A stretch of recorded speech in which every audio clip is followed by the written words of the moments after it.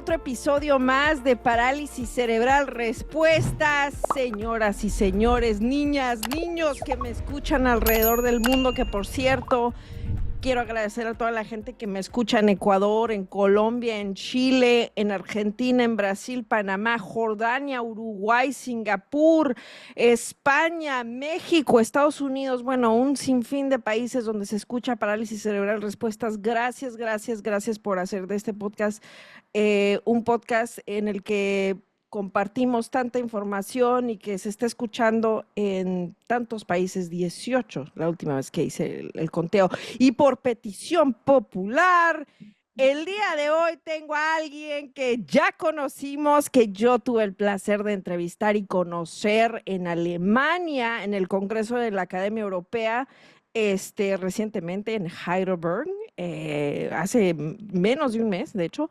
Xenia Díaz, que fue una de mis invitadas, una mamá que tiene un niño con hemiparesia, con parálisis cerebral, específicamente hemiparesia y también epilepsia. Así que bueno, dejo de hablar y le doy el micrófono a ella para que se presente, porque la verdad estoy súper contenta de tenerla aquí de nuevo por petición popular, como dijo. Bueno, muchísimas gracias. Es emocionante, ¿no? Suenan ovaciones. Te agradezco muchísimo tu energía, todas las ganas que le estás poniendo en esto. Te agradezco muchísimo la invitación. Em, Aquí, como sabes, está la puerta siempre abierta. Muchísimas gracias por la invitación. Y muchísimas gracias por todos los reportes positivos sobre la pequeñita entrevista que tuvimos.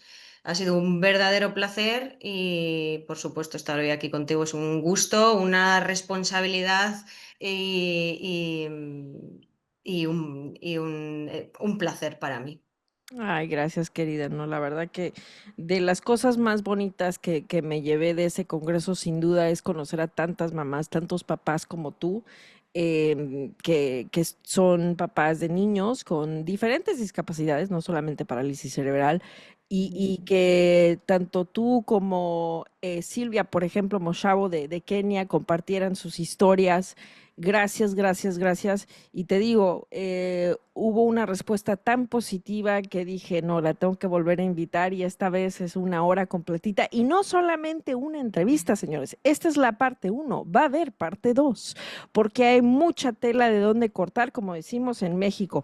Y ahorita les comento. Los temas que vamos a hablar en en esta primera parte con Xenia, vamos a hablar sobre el burnout, sobre el burn-on, que es un tema en el que ella presentó durante la conferencia de la Academia Europea, sobre la mochila de cargas que sienten y que por ahí cargan los papás, ¿no? Porque como digo, ella es mamá de un niño, y bueno, el diagnóstico, los miedos, las incertidumbres y luego prioridades, ¿no? Terapias efectivas, características de un buen profesional, que eso es también algo que también muchos doctores y profesionistas que escuchan el podcast me dicen, oye, nos gustaría escuchar las voces de mamás y papás que nos dijeran para ellos qué significa ser un buen profesional. Entonces, Shania va a dar su opinión, va a dar su lista, así, ella súper organizada. Necesidades reales, prioridades de los papás desde su perspectiva y terapias recomendadas. Así que va a ser un episodio lleno de cosas. Pero bueno, vamos a empezar un poquito desde el principio, Xenia. Para aquellos que no tuvieron la oportunidad de escuchar tu episodio, tu breve episodio durante la Academia Europea en Alemania, ¿te puedes introducir un poquito y ya de ahí nos vamos? Venga, perfecto. Bueno, pues como has dicho antes, soy mamá de un niño con hemiparesia de 6 años, es un tipo de parálisis cerebral. También epilepsia, recientemente diagnosticada. Y bueno, y otro tipo también de neurodivergencias asociadas que estamos en el camino, ¿no? de ir evaluando y ver qué pasa también pues, con toda esa parte cognitiva y de desarrollo cerebral. Entonces, esto por un lado, el diagnóstico lo recibimos en el nacimiento. Mm, no sé si quieres que cuente también un poco cómo recibimos el diagnóstico Claro que o sí. termino presentándome, claro, porque es que Sí, si no. claro. Sí. Bueno, entonces, como madre de un niño con hemiparesia, entonces, este es mi rol como madre. En este camino, pues he conocido a otras familias y formo parte de distintos grupos de familias, como el de Family and Users Forum de la Academia Europea de Discapacidad Infantil, en el que bueno, pues, participamos 25 representantes de 25 países de Europa, si no me equivoco. Y luego, pues bueno, como formo parte también de distintos foros de grupos de familias en España y colaboro con algunas asociaciones, pues como la Sociedad Española de Fisioterapia Pediátrica. Ya, Esto desde mi rol como madre y también aporto un poco desde mi perspectiva profesional, pues como pedagoga, como maestra también de educación primaria y, bueno, pues con especialidad o conocimientos o formación un poquito más en profundidad también sobre neuroeducación y psicopedagogía clínica. ya. Así un poco, bueno, pues en esto, por ejemplo, me he ido formando, de hecho, después, ¿no? A raíz Del de mi diagnóstico. maternidad y de los retos en la maternidad, he ido un poco llevando mi formación profesional por esta vía también. Ya. Así que hasta aquí la presentación. No, no pasa nada. Em, y iremos hablando sobre tus diferentes roles y las diferentes perspectivas y percepciones y que al final es súper importante tener la perspectiva de los papás, ¿no? Que como lo dijimos en el episodio donde grabamos tú y yo, em, que los papás pues son los que viven con sus hijos todos los días, obviamente, y son los que de primera mano saben lo que es. Em, Ahora, vámonos hacia lo que presentaste tú con otras cuatro mamás, durante la academia, presentaste sobre el burn-on y Ujú. lo mencionaste brevemente porque te digo, el episodio me parece que fue el 34 que grabamos en Alemania, para aquellos que lo quieran volver a escuchar y que no lo han escuchado. Mencionaste muy brevemente lo que era el burn-on. Nos quedó así como dije anteriormente, mucha tela de dónde cortar. ¿De dónde nace porque siempre se habla sobre el burnout, ¿no? Y igual Mm. nos habla sobre las diferencias entre una y otra o cómo se relacionan ambos términos. ¿Cómo nace este tema y por qué deciden ustedes, cuatro mamás de diferentes países, hacer una presentación durante la Academia Europea en Alemania sobre el tema?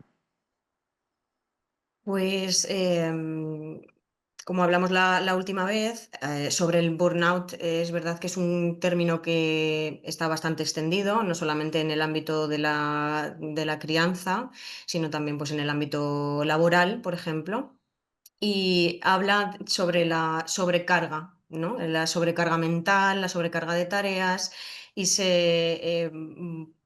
relaciona con la exposición a un estrés prolongado, ¿no? Y duradero, un estrés que puede convertirse en crónico y realmente pues, es bastante incapacitante. Sería como un paso más al estrés, ¿no? Es verdad que todos en algún momento de la vida y en muchos momentos del día a día, pues nos enfrentamos al estrés y vivimos con estrés pues, por nuestro ritmo de vida. Pero esto iría un paso más em, hacia pues una descompensación realmente, ¿no? Entre lo que puedo hacer y todas las demandas que me impone la vida, ¿no? En este caso, pues ya no solo las tareas que realizo como madre, sino además pues toda la burocracia, las citas médicas, las medicaciones que le tengo que dar, los nuevos diagnósticos, las revisiones, situaciones de cuidado realmente complejas cuidados paliativos, o sea, hablamos de situaciones realmente muy complejas, ¿no? De cuidados, situaciones de dependencia, situaciones de discapacidad, pues en los que este estrés está muy, muy presente, ¿no? En muchos momentos. Ya, Entonces esto se va convirtiendo un poco en algo crónico, ¿no? En algo patológico que realmente, pues, te sobrecarga y te paraliza, o te hace huir, o te hace, vivir en un estado de alerta, constante, ¿no? Es un poco como esas respuestas que tenemos, ¿no? Para afrontar, situaciones de peligro, ¿no? sí, Y el burnout, podría ser, otro paso. Lo presentamos porque, bueno, en el grupo de familias hablamos muchísimo, por supuesto, de la sobrecarga mental, y sobre todo aportamos en cómo cada uno hemos ido em, sobrepasando este burnout, cómo hemos o cómo estamos, porque o sea, estamos en ello, ¿no? sí, Cómo conseguimos sobrellevarlo, o cómo conseguimos detectarlo y, y no dejando que influya, ¿no? En nuestra capacidad de decisión, en nuestro día a día, ¿no? En nuestra capacidad de acción, que es el peligro, ¿no? Cuando mm, realmente, pues al final tus capacidades de decisión y de acción se ven mermadas. Y el burnout es mm, un paso más. Bueno, un paso más. Una respuesta, ¿no? A este burnout. De ya, manera que puede presentarse como un enmascaramiento de todos estos síntomas que me produce el burnout, mm, y aparte por la presión social, ¿no? Em, bueno, pues que esto es una carga que tienes que soportar, es lo que te ha tocado, te ha elegido a ti el universo para llevar esto, porque eres fuerte, porque tú puedes, porque em, bueno, pues porque eres capaz, porque tienes que sacar fuerzas, porque es tu instinto de madre, porque, ¿no? Y tienes que tirar porque tienes una persona de la que hacerte cargo. Y entonces nos dimos cuenta en el grupo, y hay una persona, una de ellas, Karen, holandesa, que es psicóloga y que está estudiando mucho sobre esto. Ella es mamá también de una niña con parálisis cerebral y con condiciones de cuidado bastante especiales. ya, Mm, pues está estudiando y tiene un grupo de trabajo en su país. Colabora con una asociación también para dar soporte a familias, y también, bueno, relacionado con formación a familias y relacionar a profesionales y familias. Y como hablamos, pues mucho de cuáles son nuestras estrategias para sobreponernos a las dificultades que enfrentamos en el día a día, ella habló de este trabajo, de cómo estaba estudiando este enmascaramiento que se ve perfectamente, pues en ese yo puedo con todo, todo está bien, no necesito ayuda, ¿no? Si esto, pues, no es más que el resto, ¿no? De la crianza, forma parte. mm, y vas un poco enmascarando todo ese burnout. Y de ahí que la otra parte, ¿no? Que puede verse de una manera que puede no ser real o puede ser real, ¿no? Ahora vamos a ver de qué manera sí que puede transformarse, pues, en resiliencia. Em, Efectivamente, hablando con las mamás, pues nos dimos cuenta de que muchas de las familias, algunas de las estrategias que utilizamos para sobrepasar, no sobrepasar, para, seguir adelante para sí, sobrellevar, para seguir adelante, para superar ya, estos retos del burnout, es pues divulgando, ¿no? Encontrando grupos de familias, bueno, pues buscando qué estrategias son las que nos han hecho ser resilientes a esta situación, que es son situaciones pues muy complejas, que nadie se espera, está muy alejada de las expectativas que tenemos cuando piensas en tener un hijo. Em, y entonces, pues viendo cuáles son los factores, también se estudia, ¿no? Y estuvimos hablando y viendo de qué manera poder mostrar en el Congreso cuáles son los factores que determinan que ese burnout pues sea resiliencia, ¿no? Ya, Y hablamos de que no es una, bueno, no es, no, puede ser y viene, ¿no? De esa fuerza interior, de esa capacidad de resiliencia que tenemos todos los seres humanos, ¿no? De superar ante la adversidad, de ver los retos como oportunidades. Lo que pasa es que cuando estás en una situación muy difícil, pues, o una situación nueva, o una situación de estrés, o una situación de alerta, em, en un primer momento es muy difícil, ¿no?, sacar esa resiliencia, todo tiene unos pasos, todo tiene, es un duelo, no es ya, como un duelo, es un duelo y tiene ya, sus fases y tiene, pues, su proceso.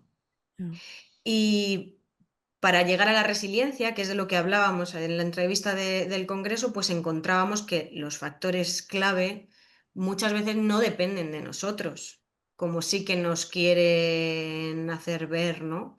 No depende de lo fuerte que yo sea, no depende de lo insistente que yo sea, no depende de toda la búsqueda de recursos que yo haga, no depende de todas las horas que esté sin dormir, no depende de todo lo que yo me vaya formando y no depende de todas las tareas que yo haga el triple. Depende, pues, de que haya un soporte, de que haya un apoyo familiar, de que haya un apoyo del entorno, de que haya un apoyo de las instituciones, de que haya un apoyo de los profesionales, y eso es un poco lo que queríamos, hacer ver. Mostrar que verdaderamente muchas de las veces en las que se muestra, resiliencia puede estar enmascarando todo ese burnout, inicial, y cómo, cuáles son las señales de alarma y cómo, pues, los profesionales,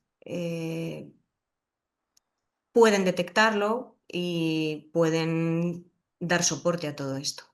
ya. Y cuando hablas de, vamos,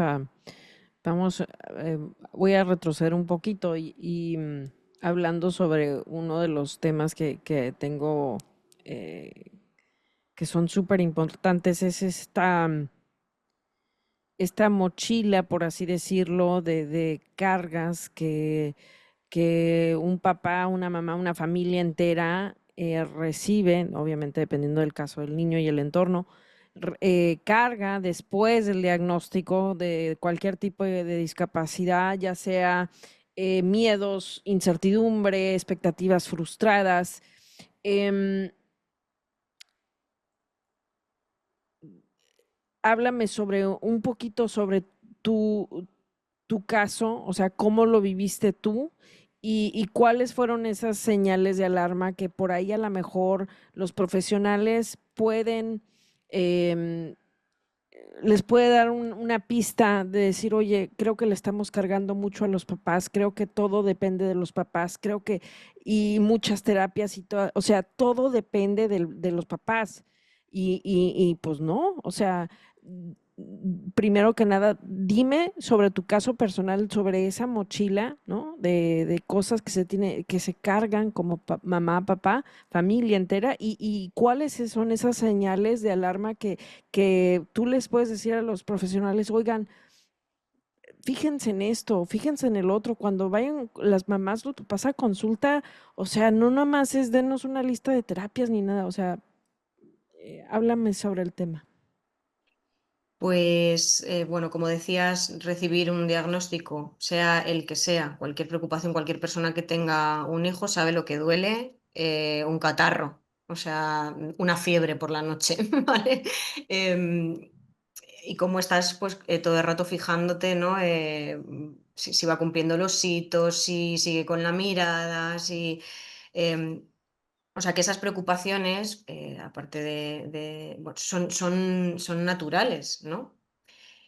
Pero bueno, pues cuando te dan un diagnóstico, en mi caso, pues yo siempre digo que tuve la suerte, tuve la suerte, ojalá no hubiera tenido que pasar por ahí, pero realmente tuve la suerte, ¿no? De que a mi hijo a las pocas horas le dieron ataques epilépticos que en principio no se sabía exactamente qué eran ataques epilépticos, pero bueno, el caso es que yo supe que algo no iba bien porque él no hacía el movimiento natural que hace un bebé cuando intenta buscar el pecho, no tenía fuerza, estaba pues bastante tirado, ¿no? Y no tenía ese instinto que en principio es lo primero que tú sabes que tu bebé va a hacer, ¿no? Pues en cuanto lo pongas encima, te busca el pezón y enseguida ya lo ves, vamos, es mágico, ¿no? Pues eso no ocurrió y bueno, pues hubo muchas llamadas a las enfermeras y era todo, pues bueno, sí, no, era muy normal, el color era muy normal, el Apgar era un poquito bajito, había sido, tuvieron que reanimarle, pero no fue realmente una reanimación, o sea, ni siquiera la información es clara. mm, de todos esos momentos en los que tú estás súper vulnerable. Tú acabas de tener un bebé, o sea, acabas de pasar por un esfuerzo tremendo y la información no es clara. Siempre es, pues bueno, cosas, esto son cosas tuyas, esto es normal, esto es muy normal, ya verás cómo pronto pues se agarra, esto es que no te estás colocando tú bien el pezón, es que no estás colocándote tú bien, esto, bueno, pues ya de por sí esta es una sensación general que no se queda ahí, ¿no? Sino que esta idea de la madre como, pues eso, como alguien que no tiene mucha idea, alguien que no es profesional, por supuesto, alguien sin experiencia y, ¿no? Pues es con la idea con la que tú te enfrentas y te posicionas frente a los profesionales sanitarios en este caso. Bueno, como digo, yo tuve la suerte de recibir el diagnóstico muy pronto porque efectivamente pues lo que le pasaba es que le estaban dando ataques epilépticos y enseguida entró en la UCI, o sea que yo a los 20 días de nacer mi hijo ya sabía lo que le había pasado. Esto hay muchas familias que no les pasa. O sea, si a mi hijo no le hubieran dado ataques epilépticos, yo me hubiera ido a casa tan feliz y hubiera ido esperando y esperando y esperando, porque según la rehabilitadora, pues había que ir esperando a que fuera cumpliendo hitos y que no pasaba nada si no tenía control cefálico a los 6 meses, o que bueno, que es normal que se sentara luego ya con 8 o 10 meses. Mucho más hipotónico, que, o sea, claro, te vas enterando de palabras y de tecnicismos con los que nunca te has encontrado y te acabas haciendo un auténtico experto. Y esto pues también es un signo de alarma de burnout. O sea, si hay una familia que es un auténtico experto en fisioterapia, algo va mal, porque eso quiere decir que hay un profesional, o sea, no hay un profesional soportando todo eso. Em, ¿No? Es un poco, ¿no? Como señal. Em, Otra de las cosas que vas pasando, ¿no? El siguiente paso es, vale, ya tengo el diagnóstico y ahora qué pasa, ¿no? Ahora dónde tengo que ir. Nadie sabe dónde tienes que ir. El pediatra no sabe dónde tienes que ir, el neonatólogo no sabe dónde tienes que ir, cada uno sabe que pues, tú tienes que volver ahí a una revisión, pero no sabe que tú tienes que hablar con un trabajador social o dónde tienes que ir a buscar o qué terapias va a tener que hacer. Ni siquiera que va a tener que hacer terapias, o no tienes un diagnóstico tampoco claro, ¿no? Vas pasando de un profesional a otro y de revisión en revisión, pues un poco a la deriva, ¿no? Y en busca de muchísima información, con muchísimas preguntas que no se te resuelven muy fácilmente. Y te vas enterando poco a poco, pues porque conoces en la sala de espera a otra mamá y te dice, ay, pues si has ido aquí, te han derivado ya al neurólogo. Mm, o te han derivado ya a atención temprana. Y tú dices, ¿qué es esto de atención temprana? ¿No? Bueno, son recursos a los que tú puedes ir accediendo, pero que nadie te dice desde el minuto uno, con todo lo que tenemos ya sobre la mesa y toda la importancia de la intervención y de la atención temprana, que tú tienes que salir del hospital ya con todo hecho, ¿no? Con unos papeles ya, y una información y un camino y un mapa de dónde tienes que ir. y no, lo que sales es con un mapa en blanco y te ves pues eso, en busca de recursos y en busca de información, pues de una manera completamente denigrante, porque tú estás en una situación muy vulnerable, con la persona a la que más quieres, pues eso, en brazos, y en shock, porque claro,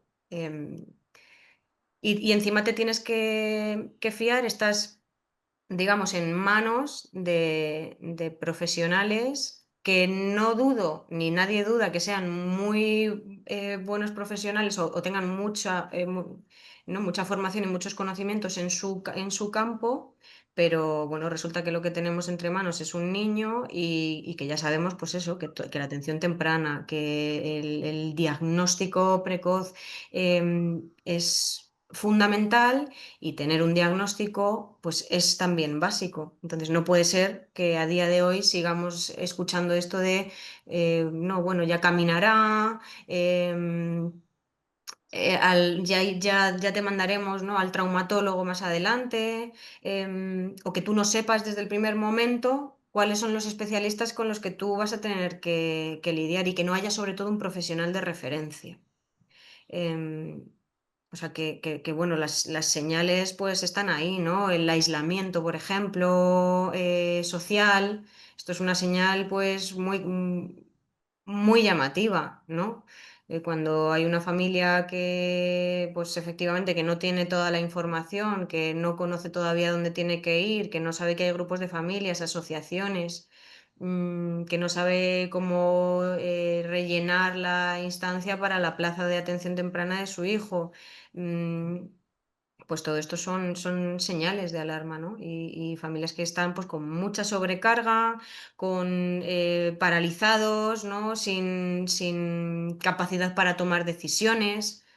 Lo que pasa es que, bueno, eso es un poco el rol que nos han dejado un poco de siempre, ¿no? Entonces tampoco es como que salten las alarmas, ¿no? Ya, Por así decirlo, si me preguntas por estas señales de alarma.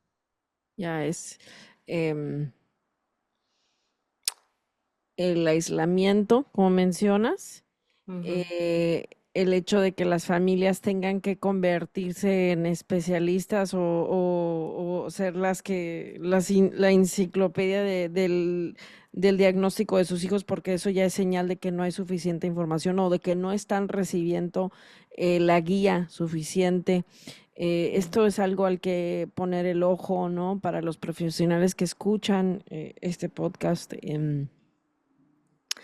Y tú que trabajas con tantas familias o que no tanto trabajar es el término incorrecto, pero que estás involucrada en asociaciones tanto nacionales en España como internacionales, como es el caso de Can Child, como es el caso de la Academia Europea, ¿cuáles son las prioridades que tú dirías de las familias, tú que lo vives y que estás muy en el seno, muy en el centro de todo esto, Shenia?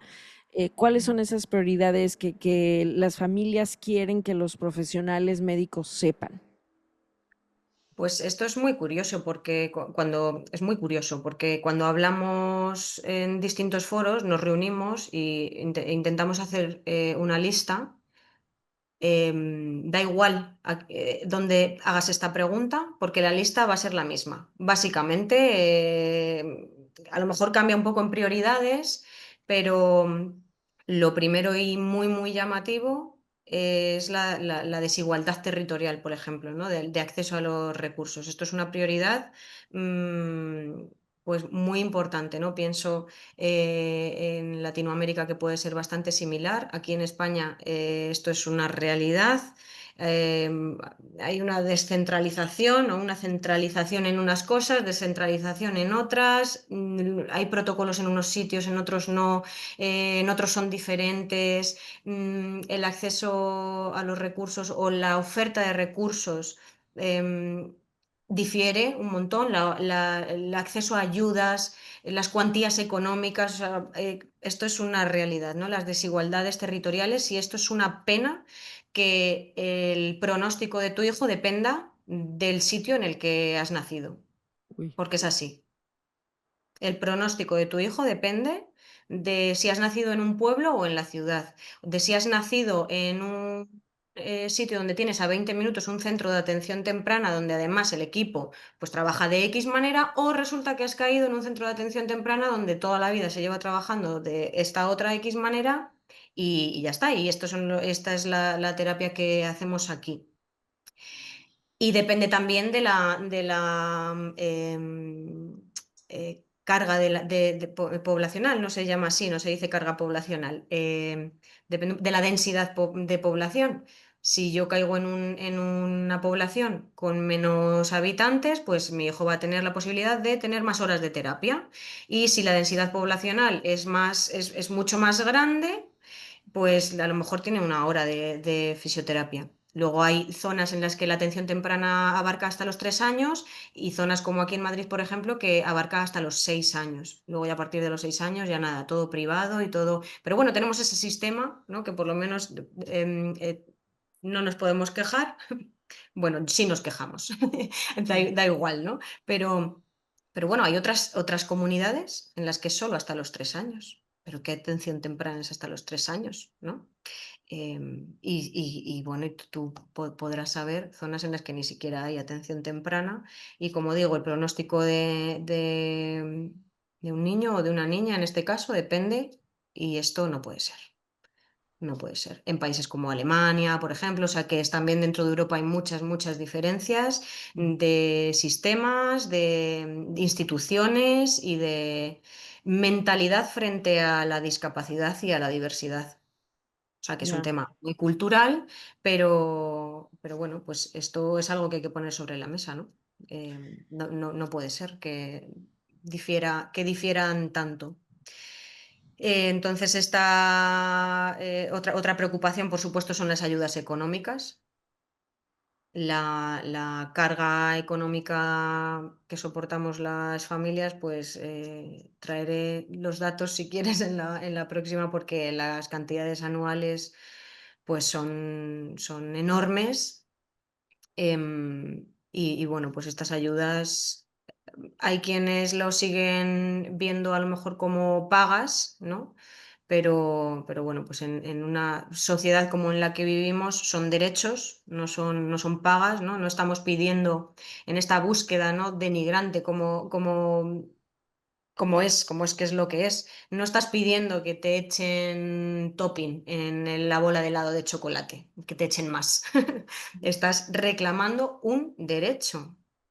Y si en tu población resulta que te van a dar 200 euros por X y te corresponde porque hay un baremo y dice que estos son los requisitos y tú cumples con los requisitos, pues eso es lo que te corresponde. ¿Por qué no lo vas a pedir? ¿O por qué se tiene que ver como que, ¿no? Como que estás mendigando? Porque cuando vas a entregar los papeles o cuando vas a pedir información, pues no se te da del todo. Resulta que te tienes que enterar porque otra familia te lo ha contado. Pero ¿cómo puede ser que yo ya haya estado con un trabajador social preguntando cuál es el camino que tengo que seguir y yo me tenga que enterar de esta ayuda por otra familia?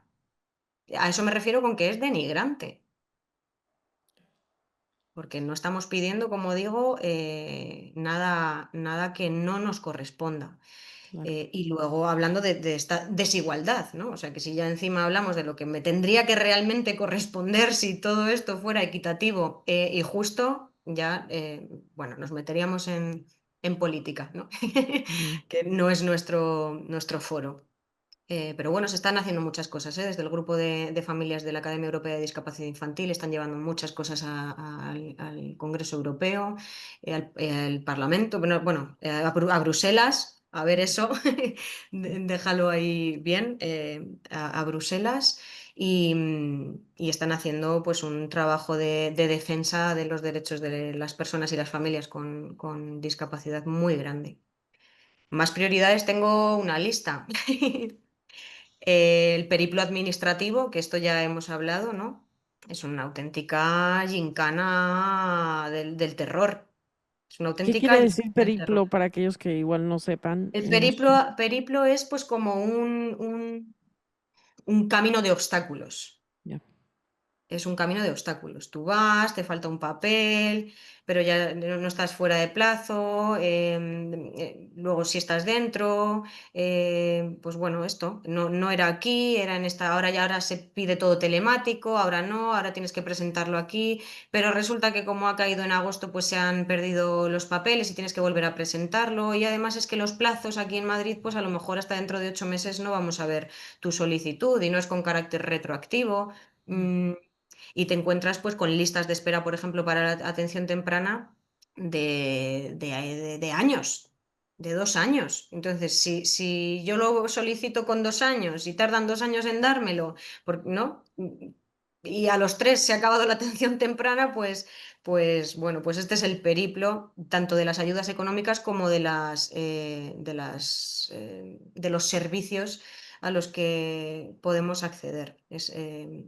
Esa gincana, ¿no? Y ese papeleo administrativo que es realmente un trabajo extra. O sea, si contamos las horas de administrativo, de oficina que hacemos, eso da para una jornada laboral tranquilamente. Ya, Y luego, pues eso, la falta de información o la información contradictoria o caducada. O sea, nos encontramos con esas tres situaciones. O que hay falta de información, o que la información hay, pero es contradictoria. Un profesional te dice una cosa, otro te dice otra, y encima estamos hablando pues, de situaciones y de condiciones en las que intervienen muchos profesionales. ya, El podólogo, el neurólogo, el oftalmólogo, todos los ólogos, ya. todos los especialistas, el fisioterapeuta, el terapeuta ocupacional, el profesional de audición y lenguaje, ¿no? Pues son muchos profesionales y muchas veces es verdad que recibimos información contradictoria. Entonces, pues nuestras decisiones no son informadas, ¿no? Como realmente tendrían que ser. Ya. Sí, porque sí, como dices, o sea, la información o no está, o es contradictoria, o falta de información. Entonces O está sería, caducada, o o está está caducada, que es otro tema que que todavía es peor. también que luego tocaremos también, o está caducada. Es información que está caducada y es peligrosa. Claro. O información también que no tiene evidencia científica también se puede dar. Exacto, sí, sí. ¿Qué, o sea, cómo me abres los ojos? Porque es increíble, ¿no? Que no me acuerdo cuántos padres dijiste, 20 de 25 países en Europa, y que todos tengan los mismos problemas a través de Europa, 25 países, que haya una falta de información, que haya un camino eh, real, desde el momento que reciben el diagnóstico hasta el momento que el niño o la niña pues ya recibe terapia o rehabilitación, que el camino pues no es claro, que como dices Mm, tú, tienen que mendigar información, y que si hay un camino, pues está lleno de obstáculos para llegar a las ayudas financieras, para llegar a los neurólogos, que es como un laberinto, ¿no? Que igual se sienten perdidos porque no hay esa ayuda, ese apoyo, y no solamente en España, sino en, como tú mencionas, 25 países de Europa. Em, sí. ¿qué, Y en qué te... cuanto al... Sí, que Adelante.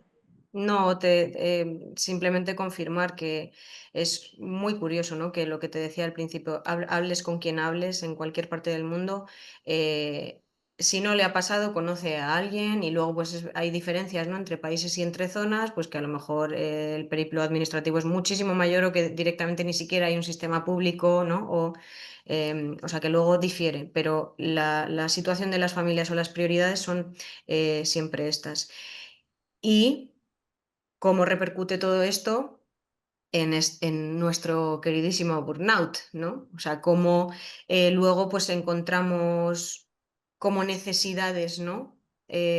No cubiertas, pues bueno, que no somos capaces de hacer un buen balance de prioridades, ¿no? Porque tú tienes que estar todo el rato tomando decisiones. ¿Cómo vas a estar tomando decisiones si no tienes la información, si estás agotado, si encima estás en una situación de duelo, en una situación de dolor, sin apoyos, ¿no? Pues tienes que tomar muchas decisiones y el balance entre qué terapias elegir, en qué me gasto el dinero, a qué dedico mi tiempo, voy a esta terapia que está a 50 kilómetros o a esta que está a 4, 3 veces a la semana o solo una. ¿Me puedo permitir hacer esto o no? ¿Qué sacrificios antepongo? ¿Y dónde coloco todas estas prioridades? Y muchas otras preguntas que también difieren, ¿no? Esto también es una necesidad básica. ¿Cuál es mi rol como cuidador principal? ¿Cuál es mi rol dentro de la terapia? Porque que no soy profesional, ya lo sabemos y ojalá dejemos de serlo, porque eso es una carga. Leía justamente en un perfil hoy que me ha encantado y ya me lo voy a quedar. A mí no me empoderes, a mí quítame cargas, ¿no? Yo no quiero ser profesional, yo no quiero ser terapeuta. A mí no me empoderes. Luego hablaremos, ¿no?, de las prácticas recomendadas y centradas en la familia, que sí que hablan de esto de empoderar y de dar herramientas a las familias, que esto me parece genial, ¿no? Pero también llegados a esta situación, pues hay que decir, mira, esta es la situación y tenéis que saberlo. Si queréis empoderarnos, estamos así, estamos con esta mochila. Entonces, a ver, ¿cómo nos empoderáis? Porque yo no quiero que me empoderen, yo lo que quiero es que me quiten cargas. Entonces, a ver con qué cargas puedo sacar, ¿no?, aquí en la terapia. Y con este equipo de profesionales, a ver si lo conseguimos, ¿no? Más prioridades puedo seguir, ¿eh? Porque saber detectar, ¿no? Dentro de esta información está en detectar cuáles son las terapias basadas en la evidencia, que sí que realmente pues, van a evitarme perder el tiempo y dinero. Ya. Esto es súper importante.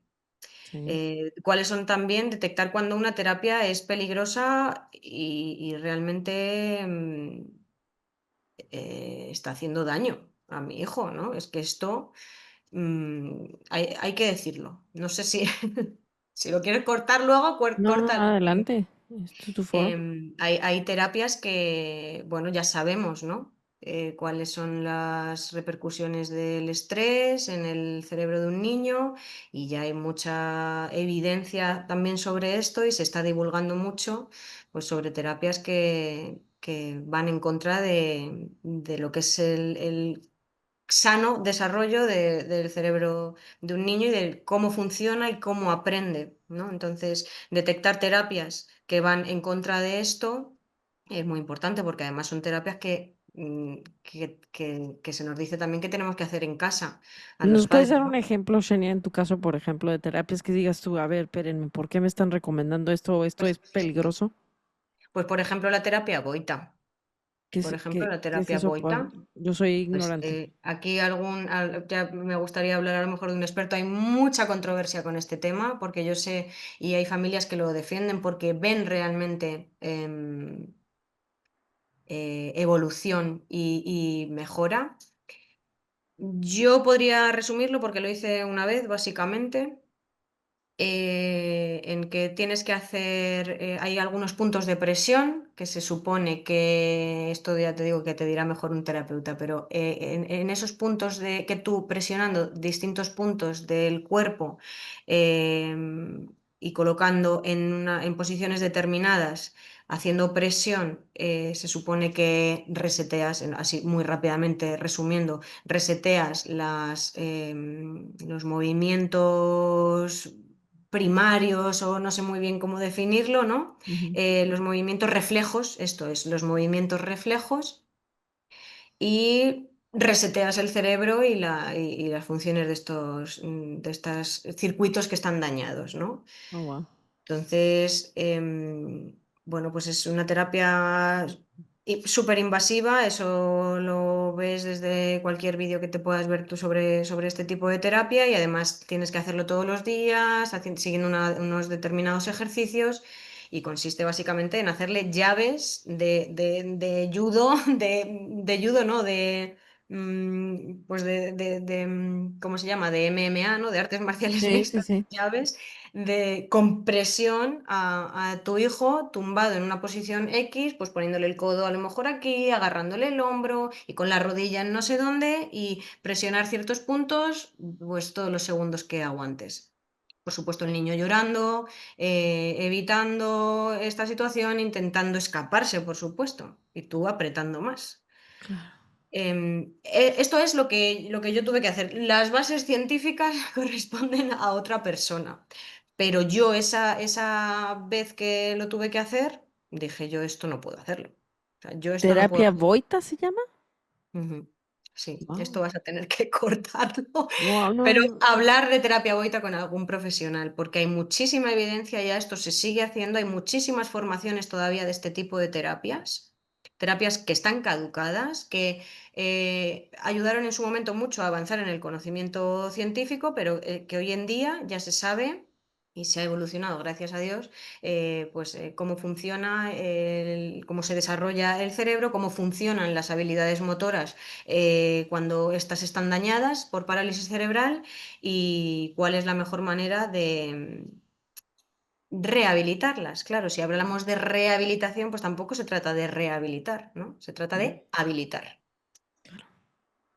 Y qué interesante que bueno, no qué interesante, pero que ahí lo que el foco que se enciende es cómo de alguna manera tal vez también se aprovechan de la desesperación de los padres, ¿no? Sí, De querer hacer totalmente. lo que sea para que sus hijos, entre comillas, estén bien, ¿no? Porque digo, Totalmente. y entramos aquí, ya entramos a otro debate que es bien, ¿no? Pero bueno, para ti, y tú también lo has estudiado muchísimo este tema, em, ¿qué,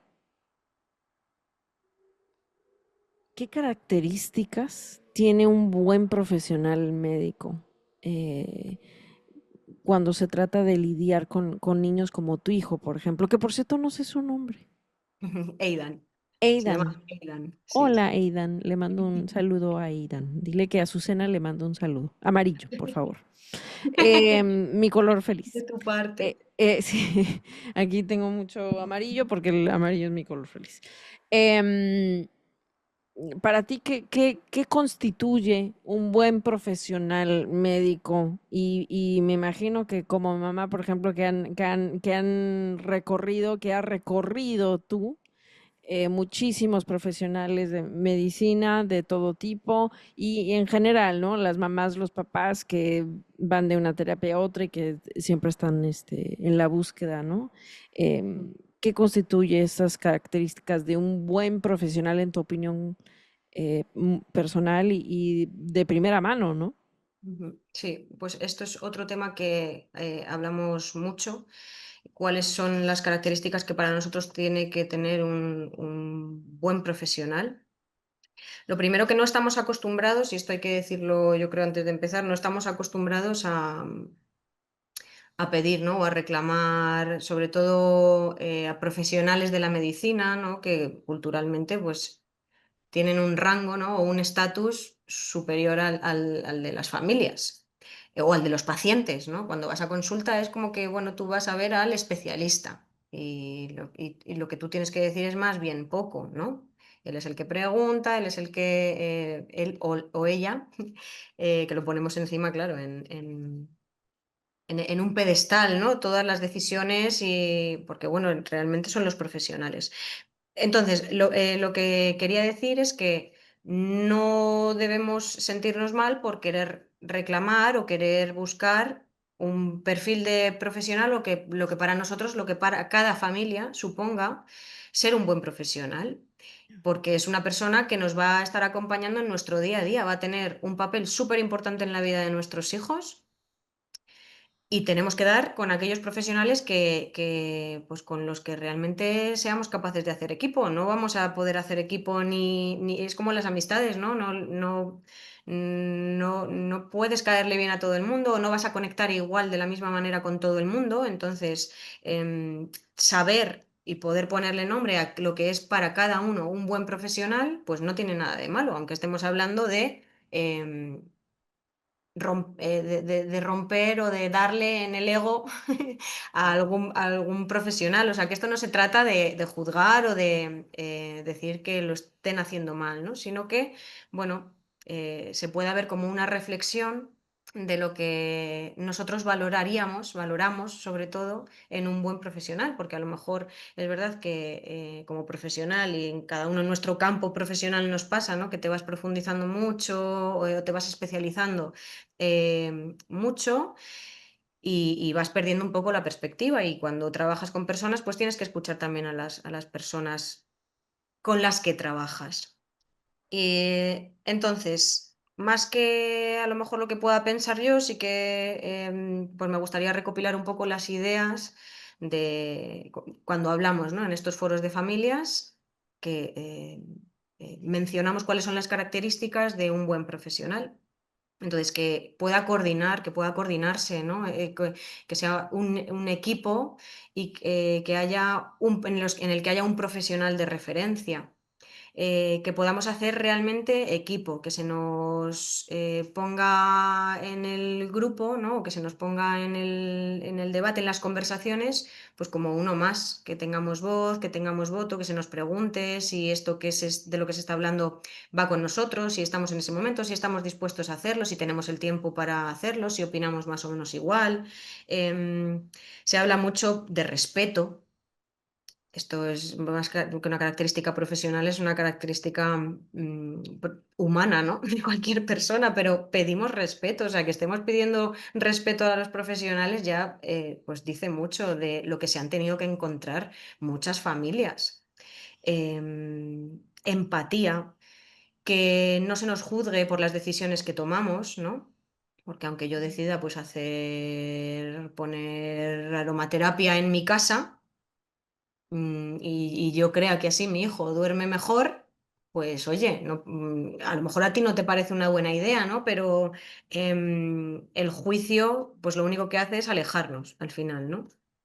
Em, que no se juzguen nuestras decisiones, que esté formado, y voy leyendo porque son ideas que he ido apuntando, ¿no? Que esté formado en acompañamiento, em, que tenga una verdadera implicación con el paciente, que acompañe el proceso, que sea objetivo, que sepa orientar las actividades y que sepa elegir cuáles motivan a mi hijo, Ujú, que sepa cuáles son las motivaciones. Pocas personas, o sea, pocos profesionales te preguntan, oye, ¿a tu hijo qué le gusta? ¿Con qué le gusta más jugar?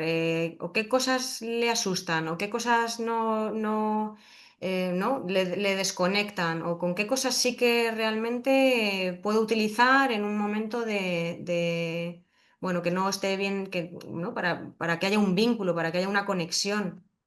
Esto es fundamental y esto se dice muchísimo, ¿no? Que apoye y que informe, que escuche a las familias y que escuche al niño. Porque muchas veces nos ponemos a hablar, salimos de la sesión y te cuenta, ¿no? El terapeuta todo lo que han hecho. Pues hoy hemos trabajado fenomenal, hemos hecho esto, hemos hecho lo otro, y está ahí tu hijo.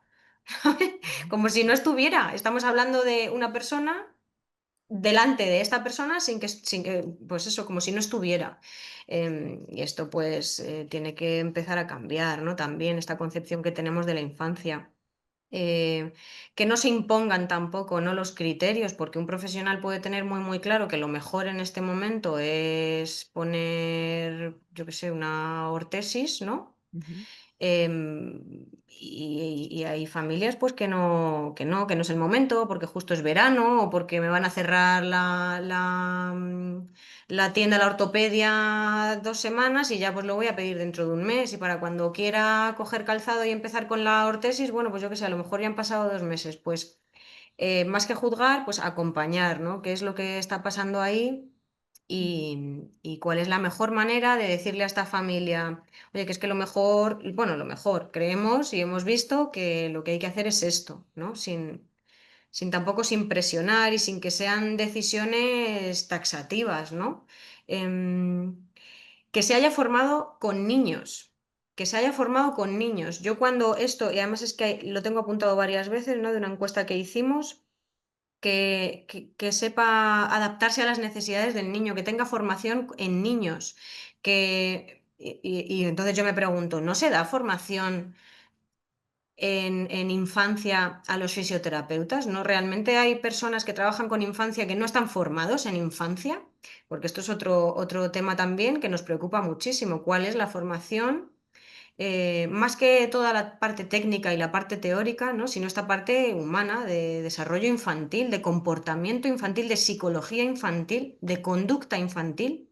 Ujú, Esto nos preocupa, porque no puede depender que el vínculo, que la conexión, que la pertenencia, que la motivación, que el juego, que el aprendizaje de mi hijo dependa de la vocación que tenga el profesional, que realmente sea algo de vocación, que hay muchos profesionales que lo tienen, de manera innata, tienen esta vocación, tienen esta conexión con el niño, tienen esta, ¿no? con la infancia y, y características personales innatas ujú. que no te enseña nadie y eso es maravilloso, pero no puede depender de la suerte de que nos encontremos con un profesional que tenga esta vocación y estas características personales innatas y si no las tiene, pues bueno, se puede formar, ¿sabes? Que es que tiene que formar parte de las formaciones y se tiene que hablar de lo que es un niño. Si vas a trabajar con un niño, pues tienes que saber lo que es, cómo se desarrolla, en qué consiste su comportamiento, cuál es la mejor manera de acompañarle y sobre todo ¿cuál es tu responsabilidad? ¿Qué responsabilidad tienes en el cerebro de esta persona? Porque esto es muy importante, darte cuenta, ¿no? de esta responsabilidad. Mucha escucha también y que sepa establecer objetivos claros. Bueno, pues una serie de muchas cosas, yo sé que son muchas cosas. No, pero no, es muy importante que esto sea escuchado, Shenia. O sea, tú no sabes, porque muchas veces doctores vienen hacia mí y me dicen, a mí me gustaría que esperan los papás de nosotros, ¿no? Así que no, sigue adelante, por Y es favor. muy difícil. Cuando hablamos también de toda esta parte de cuidar al cuidador, de cuidar a las familias, yo también siempre hablo de cuidar a los terapeutas. Estar en un centro de atención temprana o trabajar con niños con discapacidad no es fácil. Trabajar con personas dependientes en general, ¿no? En cualquier etapa de la vida. Es muy complicado acompañar esto, pues es muy difícil y cuando estás con niños 50 minutos una sesión sin respirar y sin ir al baño, coges al siguiente, que no viene porque sabes que está malito porque ayer se fue con fiebre, que no sabes si se han tenido que ir a urgencias porque está otras 2 semanas en paliativos o que le han hecho una cura o en fin, o que está justo en una prueba, o que te viene a sesión pues cansado, llorando, o la familia, bueno, en fin, son muchas situaciones también que los profesionales y los terapeutas tienen que sostener. Entonces, pues también cuidar al terapeuta, ¿cómo? Pues bueno, no lo sé, pero una parte muy importante es formándose en todo esto, ¿no? De comunicación, cómo mejorar la comunicación con las familias y con los niños. Y luego, pues toda esta parte también pedagógica, ¿no? Que yo creo que es muy importante. Shenia, qué bárbaro. O sea, gracias por darle voz a tantos papás, tantas mamás que como tú viven, ¿no? El día a día. Estaba recientemente leyendo un post, ¿no? Que yo también sigo mucha gente en Instagram y una de las cuentas que sigo es nuestro pie izquierdo de una amiga mía que está en Argentina, que por cierto le mando un mensaje, Kiki. Ella tiene parálisis cerebral y hay un post de una mamá de cómo se mide, ¿no? El tiempo distinto de una manera diferente cuando eres mamá de una discapacidad y aparte, no solamente tienes que mantener la vida de tu hijo o tus hijos con discapacidad, ¿no? Y hacer las citas y hacer todo esto, sino que también de alguna manera tienes que hacer malabares para vivir tu propia vida, ¿no? Y tienes que dar al 100% como mamá y al 100% como profesional. ¿Y qué pasa si quieres crecer de manera profesional? ¿Cómo le haces, no? Em, es es todo un englomeramiento de cosas, Sí. este, Mm. y de tela de dónde cortar y temas que se pueden hablar, y por eso vamos a hacer la segunda parte. Em, vamos a terminar este episodio porque ya se nos acabó el tiempo. Em, algunas terapias que tú recomiendas que le hayan servido, por ejemplo, a tu hijo, o al margen, ¿no? De todo lo que has escuchado y tanto que estás involucrada en estos espacios tan importantes, algunas recomendaciones que tú puedas dar a mamás, papás que te estén escuchando, pero también a doctores, a fisios, a de todo tipo. Aquí hay escuchas de parálisis cerebral respuestas. Pues, a ver, a mí me abrió mucho los ojos cuando estamos hablando de todo esto y de repente surgen las F-words que engloban todo esto de lo que hemos estado hablando, ¿no? Em, Van muy en la línea de cuál es el rol que tiene que tener la familia, cuál es el rol del terapeuta, hace un cambio de perspectiva hacia realmente ver al niño en todas sus dimensiones, en el entorno natural. Se empieza a hablar de lo que es la participación, o sea, todas las terapias que vayan enfocadas a mejorar la participación, eh, pues por ahí es el camino. No me gustaría tampoco mencionar una lista, porque por supuesto que depende tantísimo del caso, del momento, de la accesibilidad que se tenga y de las formaciones, ¿no? Pero bueno, ya hemos hablado de evidencia científica, ya hemos hablado de líneas rojas y terapias que podemos decir ya que son negligentes Ya. y que van en contra de los principios mínimamente éticos, o sea, por supuesto también profesionales y ya teóricos, ¿no? Que ya se pueden descartar. Entonces, enfocarnos en este tipo de terapias, ¿no? Que siguen pues una evidencia, que hablan y van en la línea de las F-words, ¿no? Que hablan del niño en todas estas facetas, de los amigos, de la diversión, la felicidad en el centro, la felicidad en el centro. Esto es algo que pedimos muchísimo. Si realmente nos tienen que decir algo em, que realmente valoramos como familias, pues yo creo que, o cuál es nuestra prioridad máxima, es que nuestros hijos sean felices. Entonces, hombre, sí es verdad, queda muy bonito. Que lo primero es que los niños sean felices, pero bueno, yo como profesional quiero algo más, ¿no? Mm. Vale, lo entiendo, pero es que parte todo de ahí, ¿no? De esa motivación, de ese compromiso con la tarea, de ese querer participar. Bueno, en estas F-Words, que invito a todo el mundo, que hay material en abierto, yo creo que ya en todos los idiomas, ¿no? En español lo tenemos, y esto está compartido por Canchild de manera abiertísima, o sea que ahí tenéis toda la información, que la de ello pues tampoco no tiene mucho sentido, pero bueno, sí por supuesto nombrarlo. Este cambio también en estas F-Words cambian, y esto es un cambio también de mentalidad que nos hace abrir los ojos también a las familias, ¿no? Del cambio de eh, la función, de mejorar la función, de trabajar con las dificultades, de arreglar la discapacidad, ¿no? Arreglar la función, hacer que la marcha sea correcta versus el patrón, ¿vale? Perdón, hacer que ese patrón sea correcto y centrarnos en ejercicios que vayan en esa línea frente a lo que es la función de caminar, en el caso de que esto sea posible, ¿no? O comer, bueno, pues maximizar las funciones es realmente lo que al niño pues, le va a dar una participación.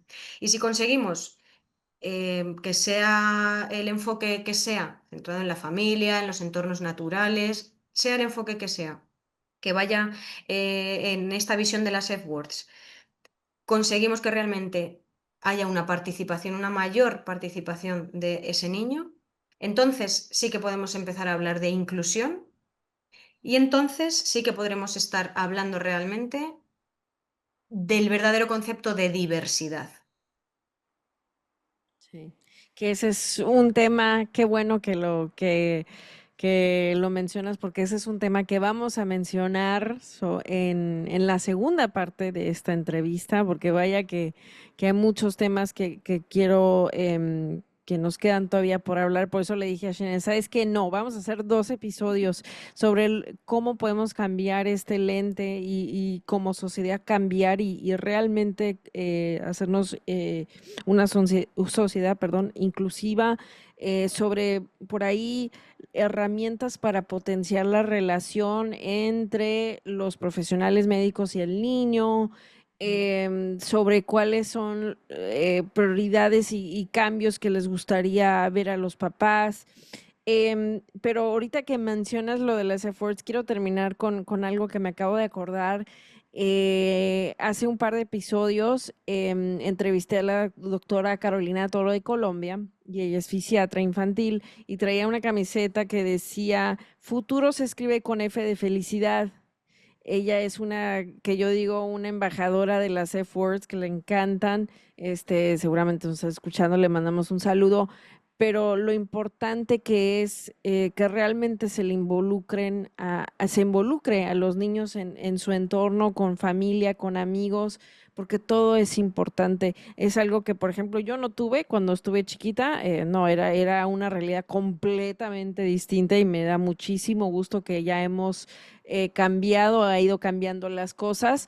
Y bueno, que ahora los niños que haya esta herramienta, ¿no? Donde puedan ayudarle a los profesionales y que le den el espacio que se merecen las familias, que los involucren a las familias y que les den un rol activo, pero también como tú dices, que no los hagan o quieran empoderarlos para que se conviertan en super mega fisiatras o fisioterapeutas, ¿no? Porque eso no tampoco es lo que piden. Muchísimas gracias, Shenia. La verdad que ha sido un placer, querida. Hay una segunda parte, así que no me despido por mucho tiempo. Un placer. Hay una segunda parte, así que no te preocupes. Nos Tenemos volveremos a muchos ver. temas. Muchas gracias, de verdad.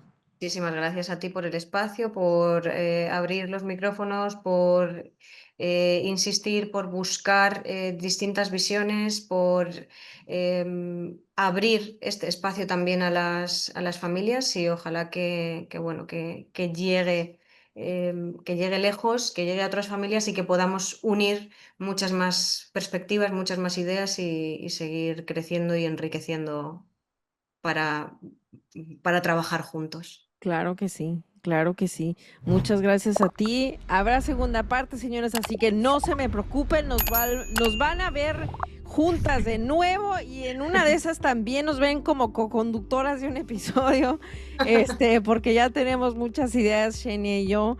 La verdad que ha sido un placer. Gracias por todo lo que haces, no solamente por tu chiquito, sino por todas las familias, por tu trabajo incansable de todas las diferentes maneras, porque leo tu pequeño párrafo que me mandaste, ¿no? Y digo, madre santa, esta mujer está en todo, ¿cómo le hace? Así que gracias, querida, nos vemos en la segunda parte. Así que no te me vayas muy lejos. Si Deseando quieres, verte muy pronto. Deseando verte muy pronto. Sí, Muchísimas gracias a ti. No, un placer. Gracias a todos por escuchar este episodio de Parálisis Cerebral Respuestas y ya saben, no se me vayan muy lejos porque habrá segunda parte con Shenia donde hablaremos de muchas cosas más. Así que bueno, gracias por acompañarnos. Nos vemos en la segunda parte y en el próximo episodio. Esto es todo por hoy. Gracias por acompañarme en otro episodio más de Parálisis Cerebral Respuestas. Si tienes alguna pregunta sobre la parálisis cerebral en español o inglés, por favor envíala a mi sitio web www.azucenagarcia.com. Gracias.